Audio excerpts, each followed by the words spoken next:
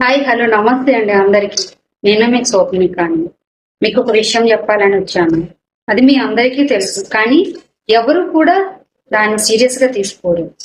ఎందుకో నాకు అర్థం కావట్లేదు. నాకైతే చెప్పడానికి మా నాన్నగారు లేరు, నాకు అన్నయ్యలు లేరు, తమ్ముడు లేరు. బహుశా నేను లక్కీ గాళ్ళేమో. ఎందుకంటే వాళ్ళకి ఏదైనా జరిగితే నేను తట్టుకోలేను కదా. 2 చక్రాల వాహనం అవని, తర్వాత 3 చక్రాల వాహనం అవని, అది 4 చక్రాలు అవని, 12 చక్రాలు అవని, 10 చక్రాలు అవని, ఏదైనా వాహనమే. దాని మీద మనం చాలా జాగ్రత్తగా వెళ్ళాలి తెలుసా. బైక్ మీద వెళ్ళే వాళ్ళకి, స్కూటీ మీద వెళ్ళే వాళ్ళకి తప్పకుండా హెల్మెట్ ఉండాలి. హెల్మెట్ ధరించండి, ఏమైంది నాకు అర్థం కాదు. ప్రమాదం వచ్చేటప్పుడు ఏం చేస్తారు మరి? హెల్మెట్ మీరు ధరించాలి.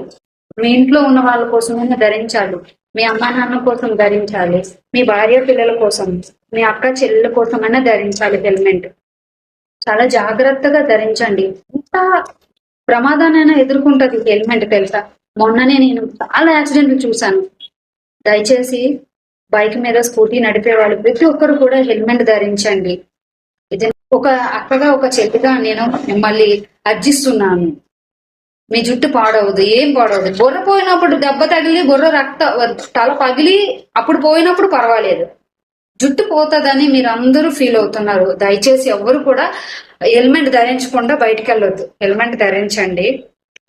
మీ ఫ్యామిలీతో మీరు సుఖంగా ఉండండి. అదే విధంగా కారు నడిపే వాళ్ళు చాలా జాగ్రత్తగా సీట్ బెల్ట్ పెట్టుకొని నెమ్మదిగా నడపండి. ఓకేనా?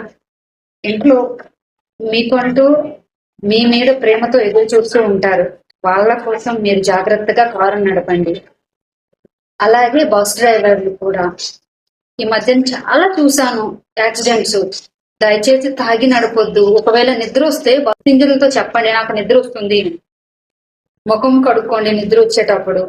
చాలా జాగ్రత్తగా బస్సు నడపండి. డ్రింక్ చేస్తూ మందు తాగి, మద్యం తాగి మీరు బస్సు నడపొద్దు.